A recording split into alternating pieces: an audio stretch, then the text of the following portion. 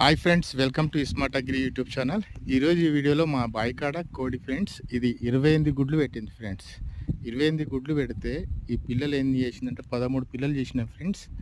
ఇంకా గుడ్లు ఉన్నాయి, అల్లకెళ్ళి కూడా మళ్ళీ ఇంకా పిల్లలు వెళ్తట్టున్నాయి ఫ్రెండ్స్. ఇప్పుడు ఈ ఫస్ట్ టైం చాలా అంటే పిల్లలను పెట్టిందంటే ఫస్ట్ టైం చాలా రోజుల తర్వాత గుడ్లు కూడా 28 గుడ్లు పెట్టడం అనేది మామూలు విషయం కాదు.